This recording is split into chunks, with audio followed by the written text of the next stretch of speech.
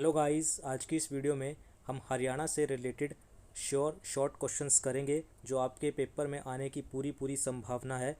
तो जैसा कि आपको पता है कि आपका एग्ज़ाम आने वाला है ग्राम सचिव पटवारी और कैनाल पटवारी का, तो उससे रिलेटेड जो हरियाणा के क्वेश्चंस हैं, इंपॉर्टेंट क्वेश्चंस हैं, शॉर्ट क्वेश्चंस हैं जो आने की पूरी पूरी संभावना है, वो हम इस वीडियो में अटैम्प्ट करेंगे। तो ज़्यादा टाइम वेस्ट ना करते हुए इस वीडियो को शुरू करते हैं। तो आज का जो हमारा पहला क्वेश्चन है वो है रानीला जैन मंदिर किस जिले में स्थित है। तो रानीला जैन मंदिर जो है वो कहाँ स्थित है, वो चरखी दादरी में स्थित है। तो रानीला जैन मंदिर कहाँ स्थित है, चरखी दादरी में स्थित है। चरखी दादरी के कुछ फैक्ट्स हम देख लेते हैं। तो चरखी दादरी जो है वो हमारा हरियाणा का 22वां जिला है और ये कब बना था, 1 दिसंबर 2016 को ये बना था। किससे अलग होकर बना था, ये भिवानी जिले से अलग होकर ये चरखी दादरी जिला बना था। नाउ नेक्स्ट क्वेश्चन देखते हैं कि नेक्स्ट क्वेश्चन क्या है हमारे पास। नेक्स्ट क्वेश्चन इज निम्नलिखित में से झज्जर जिले का कौन सा शहर गेटवे ऑफ हरियाणा के नाम से जाना जाता है। तो गेटवे ऑफ हरियाणा के नाम से जाना जाता है खानपुर, झारली, बहादुरगढ़ या बेरी। तो गेटवे ऑफ हरियाणा के नाम से कौन सा शहर जाना जाता है, तो गेटवे ऑफ हरियाणा के नाम से बहादुरगढ़ जाना जाता है। तो बहादुरगढ़ इसका सही आंसर हो जाएगा। और बहादुरगढ़ के बारे में बात करें तो बहादुरगढ़ शहर को औद्योगिक हब शहर के नाम से भी जाना जाता है। तो ये क्वेश्चन भी आपको ध्यान रखना है कि बहादुरगढ़ शहर किसके नाम से जाना जाता है, औद्योगिक हब शहर के नाम से भी जाना जाता है। ठीक है ना, इसको हम क्या कहते हैं, गेटवे ऑफ हरियाणा के नाम के, गेटवे ऑफ हरियाणा के इसको कहा जाता है। नाउ नेक्स्ट क्वेश्चन पे आते हैं। नेक्स्ट क्वेश्चन हम देखते हैं क्या है। नेक्स्ट क्वेश्चन इज हरियाणा साहित्य अकादमी की पत्रिका कौन सी है। तो हरियाणा साहित्य अकादमी जो है उसकी जो पत्रिका है वो कौन सी है, हरिगंधा।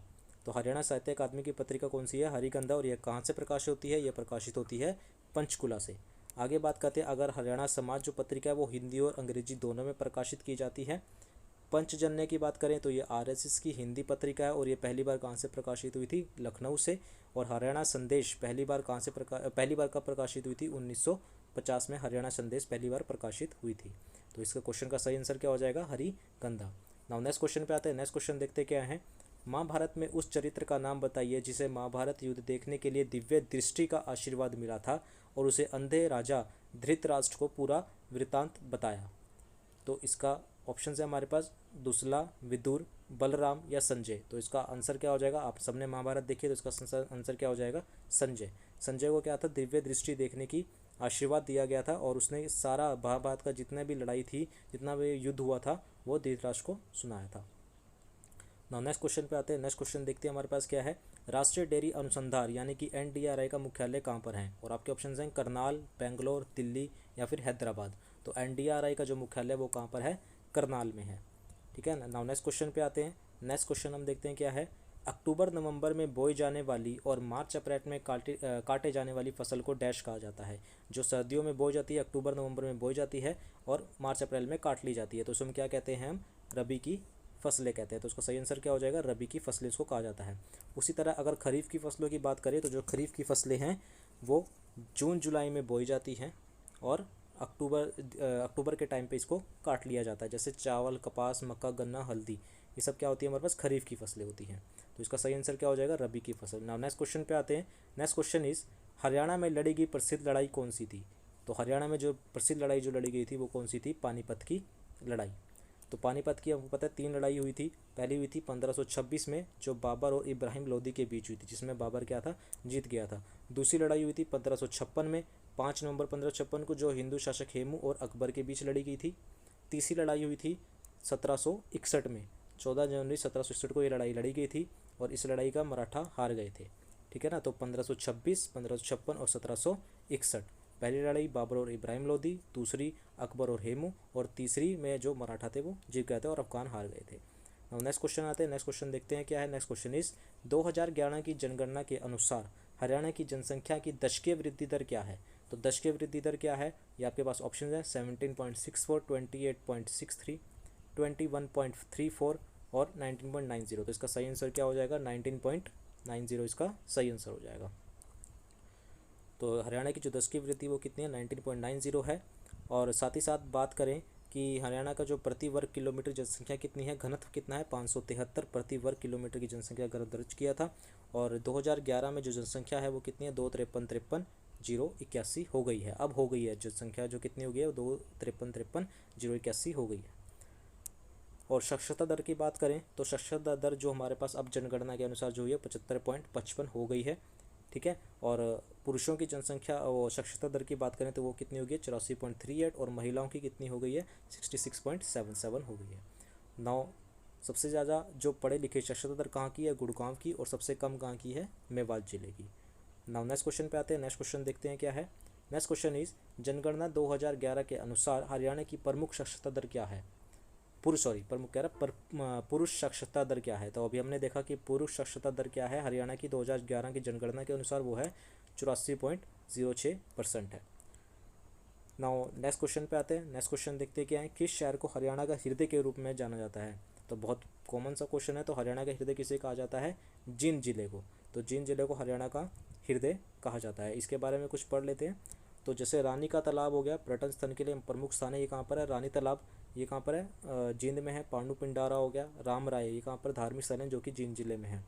तो जींद जिले का जो निर्माण था वो जींद के किले का निर्माण सिद्धू जाट शासक महाराजा गजपत सिंह ने 1776 में इसका निर्माण करवाया था। किसका, जींद किले का निर्माण किसने करवाया था, गजपत सिंह ने। कब करवाया था, 1776 में। जींद में स्वामी जयंत इंद्र के नाम पर जींद का नाम जयंतपुरा रखा गया, जिसे महाभारत युद्ध से पहले पांडवों ने यहाँ पर पूजा की थी। नाउ नेक्स्ट क्वेश्चन पे आते हैं। नेक्स्ट क्वेश्चन देखते हैं क्या है। निम्नलिखित में से किस समिति ने हरियाणा के गठन की सिफारिश की। तो किस समिति ने हरियाणा के गठन की सिफारिश की थी, सरदार हुकुम सिंह समिति ने हरियाणा के गठन की सिफारिश की थी। और तो सरदार हुकुम सिंह की समिति ने हरियाणा के गठन की सिफारिश की। इस आयोग ने 31 मई 1966 को अपनी रिपोर्ट दी थी, और 1 नवंबर 1966 को क्या था, हरियाणा अस्तित्व में आ गया था। नाउ नेक्स्ट क्वेश्चन पे आते हैं। नेक्स्ट क्वेश्चन देखते हैं क्या है। संक्षिप्त नाम WWW का पूर्ण रूप क्या है। तो WWW का पूर्ण रूप क्या है, वर्ल्ड वाइड वेब। जैसा कि आप सबको पता होगा कि वर्ल्ड वाइड वेब इसका पूर्ण रूप है, और इसकी खोज किसने की थी, टिम बर्नर्स-ली ने की थी। भारत में ये कब आया था WWW, 14 जनवरी 1995 को ये आया था। वर्ल्ड वाइड वेब इसकी फुल फॉर्म है।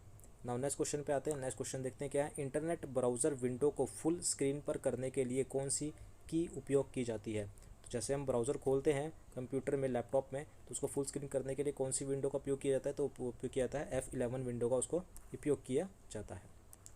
नाउ नेक्स्ट क्वेश्चन पे आते हैं। नेक्स्ट क्वेश्चन देखते हैं हमारे पास क्या है।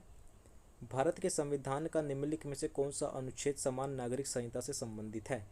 तो ये हमारा इंडियन पॉलिटी से रिलेटेड क्वेश्चन है। तो इसमें जो आपका सही आंसर है वो क्या हो जाएगा, अनुच्छेद 44, यानी कि यूनिवर्सल सिविल कोड, जो आर्टिकल किसमें 44 में है, एक समान नागरिक संहिता, ठीक है ना। तो इसका सही आंसर क्या हो जाएगा, अनुच्छेद 44 इसका सही आंसर हो जाएगा। उसी तरह बात करें अनुच्छेद 39A की, तो ये क्या हमारे पास, समाज में गरीब और कमज़ोर वर्गों को मुफ्त कानूनी सहायता प्रदान करना। अनुच्छेद 40 में क्या है, ग्राम पंचायतों को व्यवस्थित करने के लिए निर्देश देता है।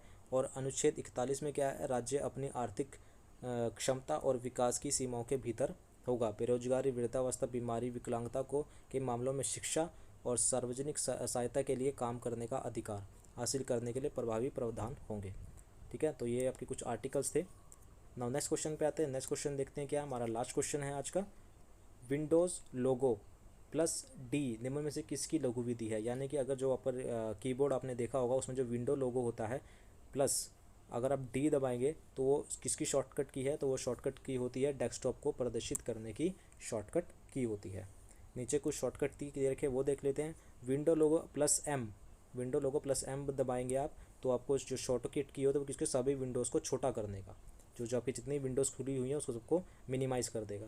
तो एम से मतलब मिनिमाइज़, तो विंडो लोगो प्लस एम करोगे तो विंडो लोगो क्या हो जाएगी, मिनिमाइज़ हो जाएगी। विंडो लोगो प्लस शिफ्ट प्लस एम करोगे तो डेस्कटॉप पर न्यूनतम विंडो पुनः स्थापित हो जाए, जितनी भी मिनिमाइज विंडो होगी वापस से क्या हो जाएंगी, बड़ी हो जाएंगी। विंडोज़ लोगो प्लस ई दबाओगे तो माई कंप्यूटर यहाँ पर खुलेगा। विंडोज़ लोगो प्लस आर दबाओगे तो रन डायलॉग बॉक्स, जो हम रन देते हैं वो रन, जो आप साइड में नीचे लेफ्ट साइड में कोने में आता है run, Windows logo plus R दबाओगे तो रन डायलॉग बॉक्स खुल जाएगा।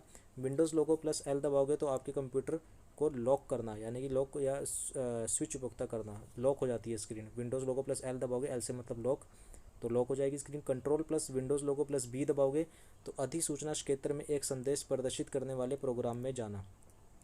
विंडोज़ लोगो प्लस P दबाओगे तो एक प्रस्तुति प्रदर्शन मोड सूचना, एक प्रस्तुति प्रदर्शन मोड चुनना।